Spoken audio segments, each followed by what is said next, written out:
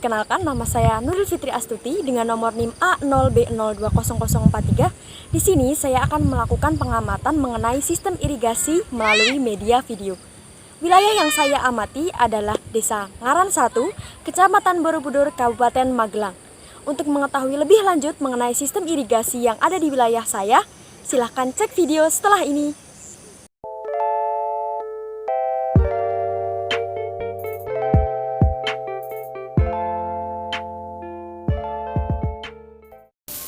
Kabupaten Magelang merupakan kabupaten di Provinsi Jawa Tengah yang berbatasan dengan beberapa kabupaten dan kota, yaitu di sebelah utara berbatasan dengan Kabupaten Temanggung dan Kabupaten Semarang, di sebelah timur berbatasan dengan Kabupaten Semarang dan Kabupaten Boyolali, di sebelah selatan berbatasan dengan Kabupaten Purworejo dan Provinsi DIY, di sebelah barat berbatasan dengan Kabupaten Temanggung dan Kabupaten Wonosobo, di tengah berbatasan dengan Kota Magelang.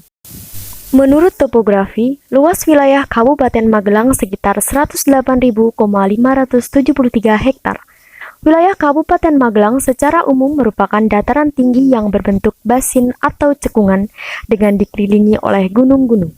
Gunung-gunung tersebut antara lain adalah Gunung Merapi, Merbabu, Andong, Telomoyo, Sumbing, dan Pegunungan Menoreh. Jenis tanah yang terdapat di Kabupaten Magelang meliputi aluvial, rigosol, dan latosol. Menurut penggunaannya, lahan dibagi menjadi lahan pertanian dan lahan kering. Lahan pertanian yang terdiri dari lahan sawah seluas 36.974 hektar dan lahan kering seluas 41.923 hektar. Sumber air di Kabupaten Magelang berasal dari mata air, air permukaan, dan air tanah. Irigasi merupakan suatu sistem pengairan lahan yang bertujuan untuk penyiraman tanaman. Sistem irigasi yang baik dapat meningkatkan produksi pertanian, begitu pula sebaliknya. Irigasi mempunyai beberapa fungsi, diantaranya adalah 1. Sebagai simpanan suplai air, 2. Mengalirkan air, 3. Mengendapkan zat-zat garam hingga ke lapisan bawah tanah, 4. Menyiapkan tanah sehingga tanah mudah untuk ditanami, yang kelima untuk meninggikan tanah yang posisinya rendah.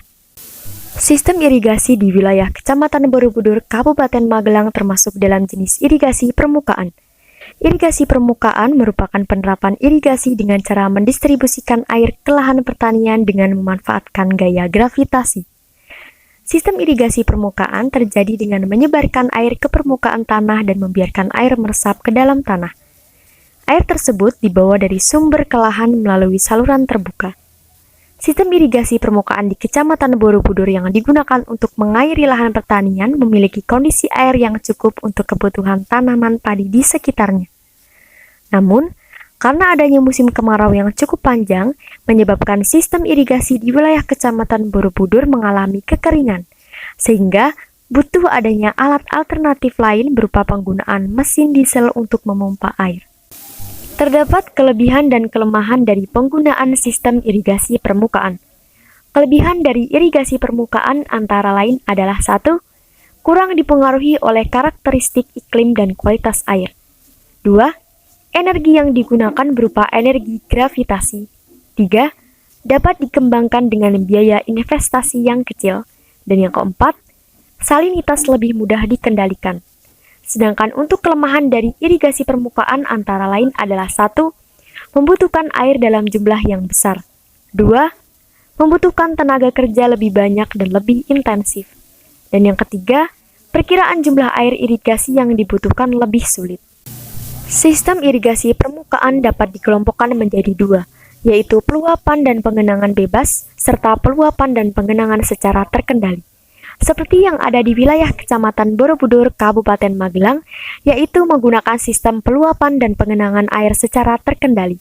Untuk itu, cara yang umum digunakan adalah dengan menggunakan bangunan penangkap, saluran pembagi, saluran pemberi, dan peluapan ke dalam petak-petak lahan beririgasi. Sedangkan untuk jenis bangunan penangkapnya yakni berupa bendung. Sekian pengamatan dari saya. Apabila ada kekurangan saya mohon maaf. Wabillahi taufiq wal hidayah. Wassalamualaikum warahmatullahi wabarakatuh.